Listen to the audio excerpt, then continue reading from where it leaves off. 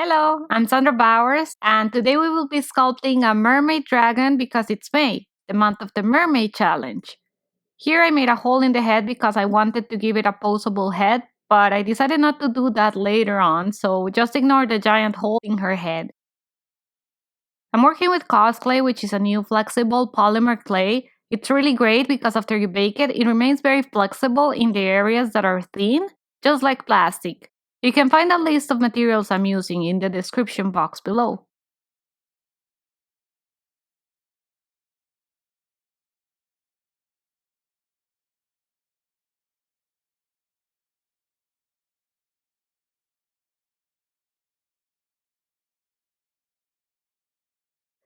I gave her a big mouth, but as you can see by the end of the video, I decided to make it smaller. These are tools I have made myself. This one was made with a paper clip and some super sculpey, and this one's with some wire and some epoxy sculpt to hold it together. And this one is just a little needle and some super sculpey. You can also use super sculpey to make stamps like this to add textures. They work really great with Cosclay because it doesn't stick to them. Always look at your sculpture from every angle to see that it's proportional and that it's looking good.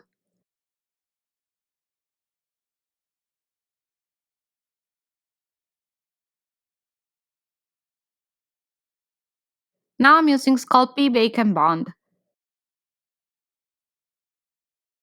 This is a little dental tool. It comes in one of those dental kits that you can buy in the pharmacy. I really like it for precise applications of crystals or to make tiny details. This one doesn't want to stay on my tool. It's alive! These are Swarovski Crystals. Swarovski? I'm not sure that's how you pronounce them, but I'm sure you know what they are.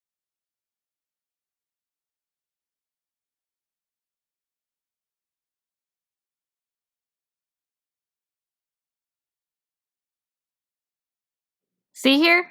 I'm fixing the mouth.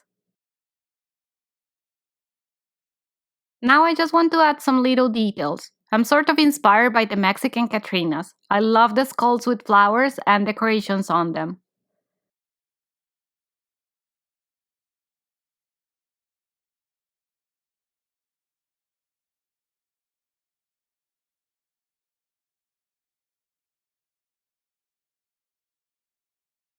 I had this idea of creating some sort of fins on her head, but I scrapped that idea later because she looked like she had dog ears. I'm just showing you so you see how you can create texture with the texture stamps. They will save you lots of time.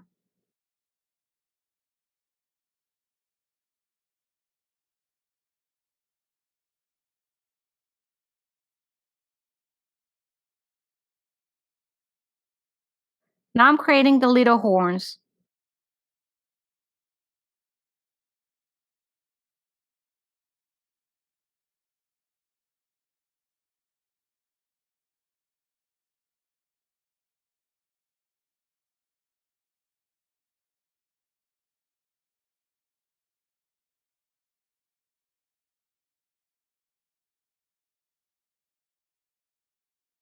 This one I'm not going to blend in so much. I'm going to attach it with the Super Sculpey Bake and Bond.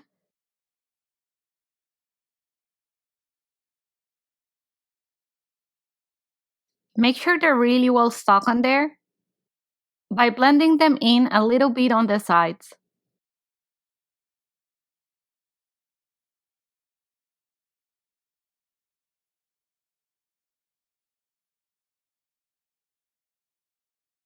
Now I'm creating the body with some aluminum foil and I'm covering it with Primo Sculpey. This clay is softer than the Cosclay, so when you hold on to the Cosclay, it doesn't squish as much. With this one, you have to be careful when you're holding it because it will squish under your fingers.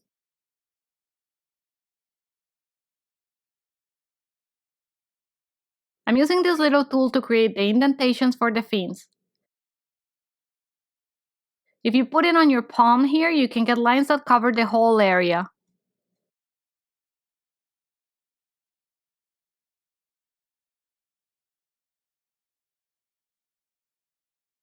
Now for the arms. If you want to create two shapes that are sort of similar, do them at the same time. Don't do one first and then work on it and then do the other one. It will be harder to make them match that way. I'll draw the line of where I want the tail texture to end, and I'm going to attach the fins.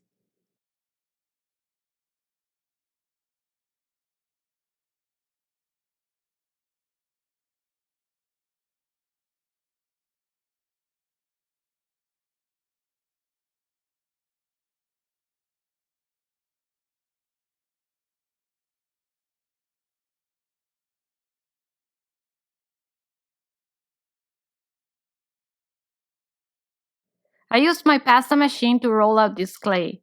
This is a good way to create the little scales. I like that the straw can be pushed around so it doesn't create a perfectly round shape, because since it's a dragon, I want her to have rougher scales than just a pretty mermaid.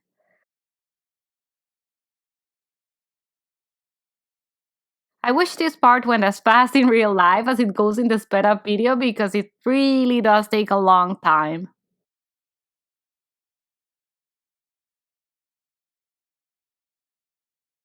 Now I'll add some details to each scale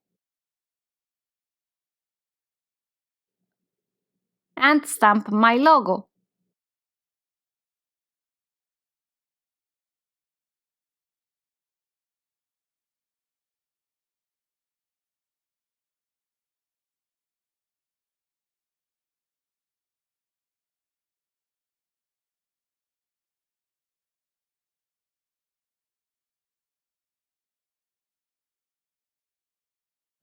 If I had done the whole body in Cosclay, it would have been easier to texture because the only place I can hold her from now is the head.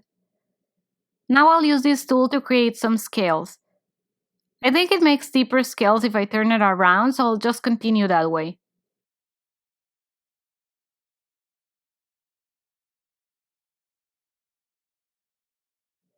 Now for some wings.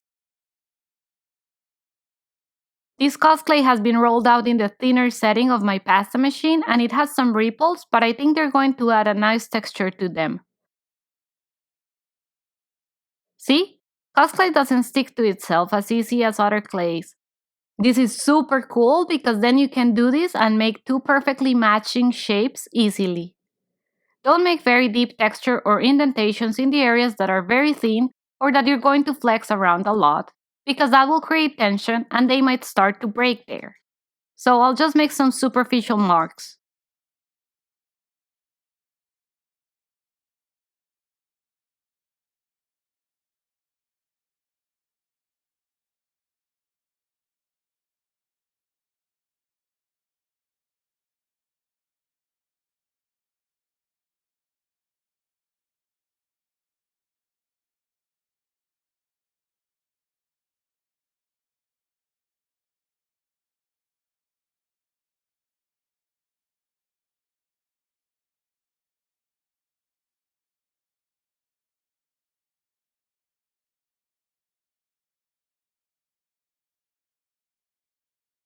Now I'm using an old brush with some isopropyl alcohol to smooth out everything. Be very careful to not put it in areas where it's very flexible or thin, or it might break them off because it eats a bit into the clay. Now it has gone into the oven. I'm using some Liquitex Basics. These are matte colors. I'm not sure they still have them in stock, but I love how they work on polymer clay. I also have a bunch of the regular basic ones, and they work the same. They don't leave a sticky residue on my sculptures, and I've been using them for years, and they seem to flex really well with the cosplay. But you should try any paint out first on a small part of your sculpture to see if it works for you. Here I'm using some unbleached titanium. This color is called Titan Bluff in other brands, and it's my favorite color to mix with everything. So I'm using very little paint and a very old brush and just brushing on layers and layers of colors. If you're liking this video, remember to like it and subscribe to my channel so you get notified when I post new videos. And if you use these techniques to create something, tag me so I can see.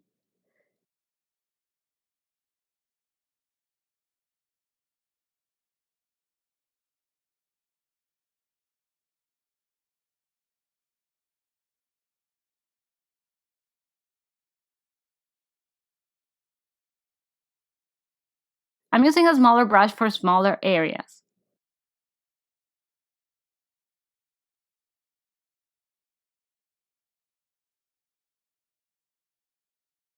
See, Cosclay is really cool because you can move areas around to paint under them.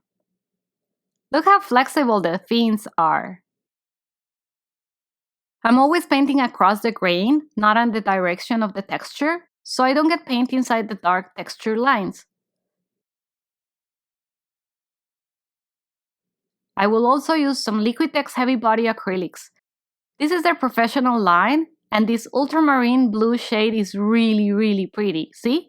It's a transparent color. Do you see that it doesn't cover that much? There are transparent, semi-transparent, and opaque colors.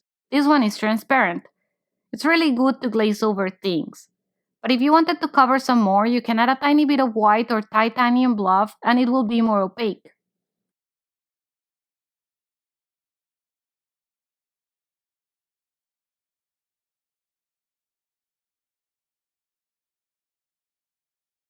The pink is semi-transparent, so I also add a bit of white to it.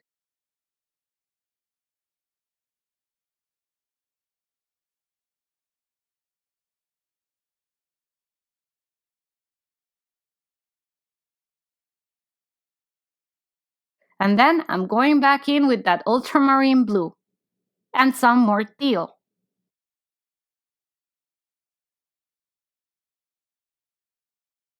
I'll use this cadmium yellow light hue. This one is also very transparent, so it works great to glaze. See how pretty it looks?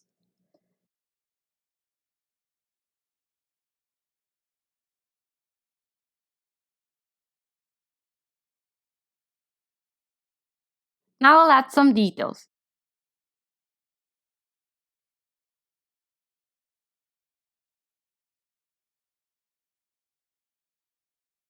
If you make a mistake, you can add a bit of water with a clean brush and then dab it with a paper towel carefully so you don't leave the other colors. All these final details bring the sculptures to life.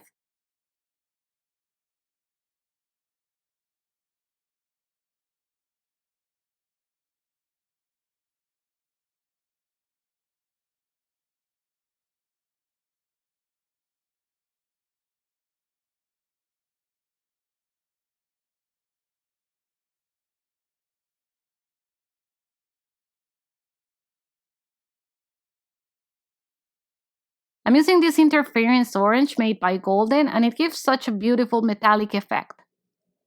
I'll leave a link to my Etsy store below if you want to adopt her.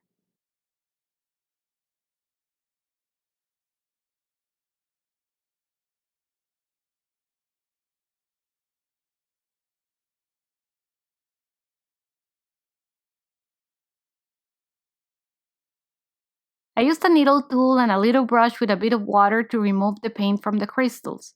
See how flexible she is? I love this clay. Finally, I took her to the forest for a little photo shoot and that's it. I hope you liked this video and remember to subscribe and check out my links in the description box below. Bye!